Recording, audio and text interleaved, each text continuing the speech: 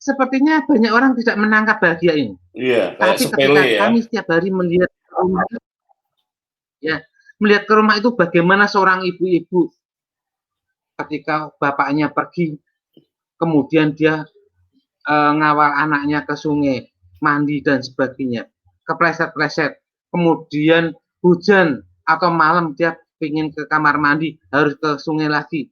Betapa sedihnya seorang ibu seperti ini. Nah itu masih penasaran, kalau memang praktek, kemudian kenapa milihnya itu jurusan-jurusan yang orang miskin itu loh.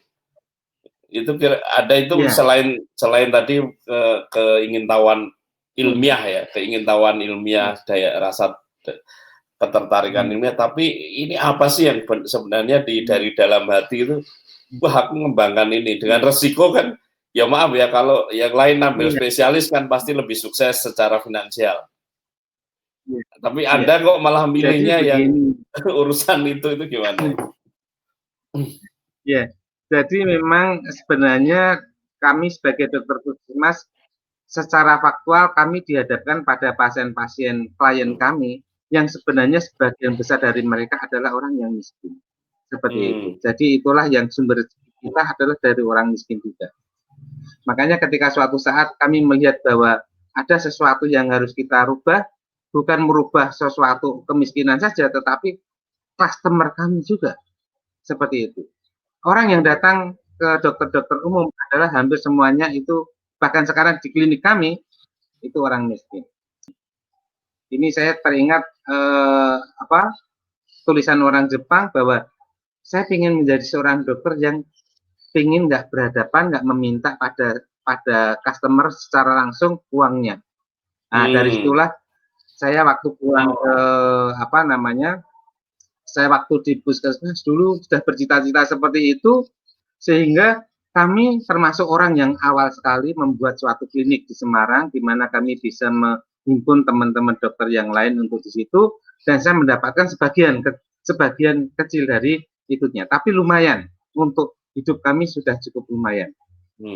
Itulah yang disebut kuadran 4 dari suatu Robert Kiyosaki effort. Jadi kami harus datang ke klinik. Memang pada fase pertama kami membuat usaha, kami harus datang.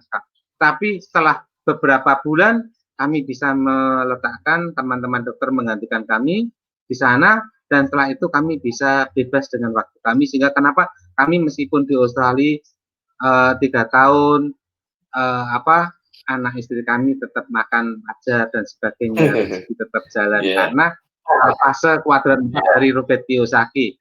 Saya bukan seorang yang dokter yang harus praktek untuk dapat uang, dan uang itu 100%, tetapi saya bisa menggunakan jasa teman-teman untuk bekerja sama, gotong royong istilahnya. Dia dapat duit, saya juga dapat duit. Bedanya dia harus bekerja sesuai dengan kuadran 2-nya, saya bekerja dalam kuadran 4-nya. Saja kita dapat lebih sedikit, tapi saya punya 5 dokter, jadi 5 dokter dikumpulkan jadi 1 dokter yang sama besarnya, seperti itu. Nah, dari situ saya bisa mempunyai waktu banyak, sesuai dengan cita-cita kami bahwa kami bisa memberikan waktu kami lebih banyak untuk konsentrasi atau berpeluang untuk mendapatkan kesempatan mengekspresikan ilmu-ilmu dan sebagainya. Dari situlah, karena waktu terbatas, saya senang ngeluyur, saya senang dolan, saya senang ke masyarakat, saya senang membuat sesuatu yang tidak terbentur oleh praktek. Bahkan suatu saat saya terbentur oleh tugas saya sebagai pegawai negeri. Akhirnya saya terpaksa memang harus keluar dari pegawai negeri. Karena apa? Di pegawai negeri, seharusnya seorang pegawai negeri itu mempunyai visi-visi yang bisa diekspresikan menjadi suatu kenyataan untuk membangkitkan diri pada masyarakat. Tapi faktanya tidak terlalu mudah.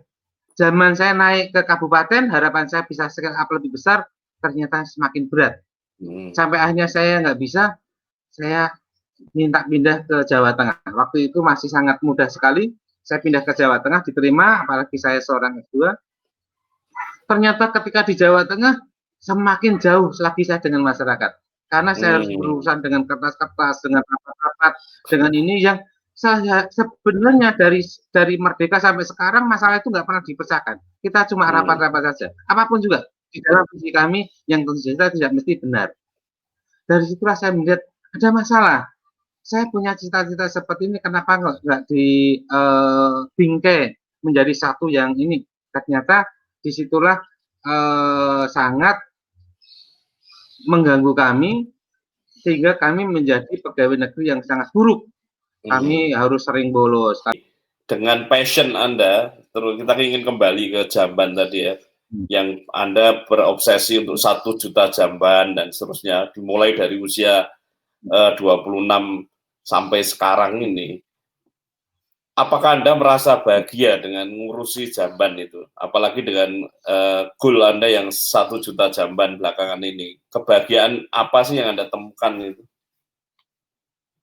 Ya, sejak kami melihat bahwa jamban ini sesuatu yang bisa merubah budaya orang dari tidak sehat menjadi sehat, dari orang yang seperti itu, makanya kami vision kami, mimpi kami, dream kami adalah bukan 1 juta, WC for all family. Untuk WC for all family ini kami mempunyai suatu step-stepping. Pertama, kami WC for all satu kampung. Kami bisa lakukan sendiri. Kemudian setelah WC for all satu kampung, kami punya hampir saat itu tahun 2008, kami mempunyai sekitar 14 kampung. Kampung itu ada RT, ada RW yang skupnya kecil, paling-paling 50 keluarga yang nggak punya jamban. Kami waktu itu ya alhamdulillah kami bisa menyediakan dana sedikit dari istilahnya karena kami jalan, istri saya punya penghasilan, saya punya penghasilan pegawai negeri yang nggak banyak, saya kumpulkan, akhirnya saya pakai jambani untuk kampung itu. Dari satu kampung berhasil, kampung lainnya sampai kita 13 kampung, sehingga kami laporkan semua kegiatan kami kepada atasan kami di pegawai negeri maupun pada Profesor Donald Stewart. Sampai 2008 dia bertanya pada saya, Pak Donald Stewart, Bud, bagaimana kalau kita uji apa betul konsep namanya kata jaga? Jadi kami kalau menjambani tidak satu keluarga enggak, tapi satu kampung. Karena itulah cara memutus rantai penyakit. Karena kita bisanya kecil, maka satu kampung itu harus berjamban. Percuma kalau kita punya jamban, tetangga kita nggak punya jamban. Lalat dari tetangga akan masuk ke dalam rumah kita. Jadi siklus penyakit tidak akan terputus. Maka konsep kami namanya kata jaga, kampung total jamban keluarga. Kita sudah punya itu, Pak Donald membuat bagaimana kalau saya biayai untuk riset apakah betul kata jaga itu berhasil meningkatkan status kesehatan kampung itu. Makanya kami senang sekali. Akhirnya kami dicarikan dana mulai dari Bill Gates Foundation dan sebagainya. Akhirnya yang nyantol adalah dana dari Swiss. Satu riset itu saya ngomong kita juga harus membuat jamban. Nah, makanya kami punya tiga sampel, satu kampung. Kalau tadi kampung, sekarang saya kelurahan.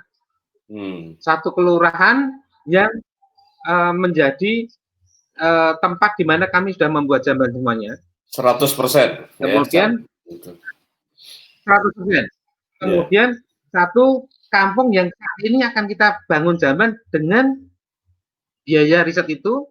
Kemudian satu kelurahan lagi yang kita biarkan sebagai kontrol. Kami membuat riset, jamban kita bangun di kampung ini, Kampung Cepoko namanya. Satu kelurahan, ada di situ ada 6 kampung kecil, ada sekitar 350 keluarga yang nggak punya jamban. Kita langsung bergerak dalam waktu 3 minggu, kampung itu langsung berjamban semuanya. Itu di kawasan mana itu? Kita dorong tidak ada di Gunung Pati. Gunung Pati, oh iya. Semarang.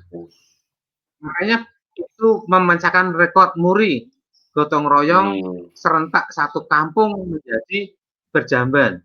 Yang kedua rekor muri kecepatan. Jadi rekor muri kecepatan merubah kampung menjadi kampung yang semula tidak berjamban menjadi berjamban. Yang membuat Anda paling bahagia itu aspek apanya, Dok? Yang membuat bahagia seperti yang saya lanjutkan ini, suatu saat Pak Wali Kota datang ke sana. Dia tanya, kamu kalau buang air sebelum ini kemana? Ke situ, Pak. Kemana? Ke situ. Ke situ mana itu? Ke sungai itu. Padahal sungainya. Dia kaget. Loh, ke situ ya? Nah, terus ketika dinas kesehatan ngomong, itulah kenapa penyakit di sini banyak sekali gini-gini. Dari situlah Pak Wali Kota bahagia sekali sampai ngomong, oke Pak Budi, saya janjikan kalau kemarin saya janji pada Pak Budi mau kasih uang 1 miliar untuk menjambani banyak masyarakat, sekarang saya tambahkan 2 miliar. Saking bahagianya seorang pejabat dengan begitu.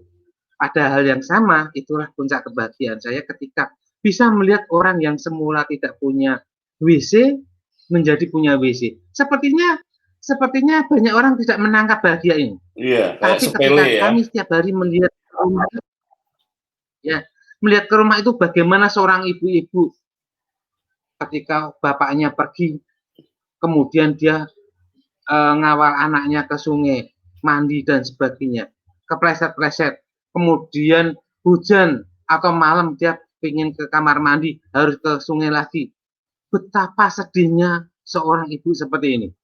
Anak-anak, kami pernah mengalami fase anak di Kaligawe, kampung kami banyak orang buang air ke pinggir sungai, untuk ke sungai saja, orang-orang tidak punya ini, harus jalan kaki 500 meter dulu ke sungai, habis itu buang air, habis itu dengan kesulitan-kesulitan beberapa orang, maaf ya istilahnya masih kotor, harus pulang ke rumah lagi dalam kondisi kotor yang mungkin nggak nyaman pantatnya, dia harus bersih di rumah lagi.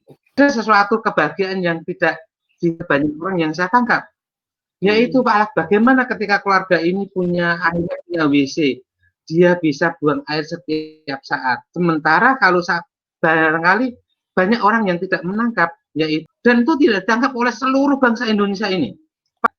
Apa jadinya kalau kita ini, maaf, tidak punya WC di rumah?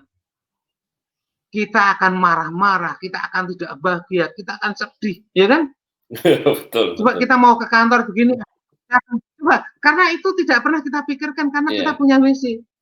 Dan orang tidak pernah berpikir bahwa kebahagiaan orang itu tidak punya WC itu tidak pernah kita tangkap. Bagaimana ibu-ibu malam hari ingin buang air anaknya mengantar ke sungai. Itu tidak pernah kita tangkap karena kita tidak pernah tahu kesulitan mereka. Begitu kita mengatasi kesulitan itu, rasanya bahagia.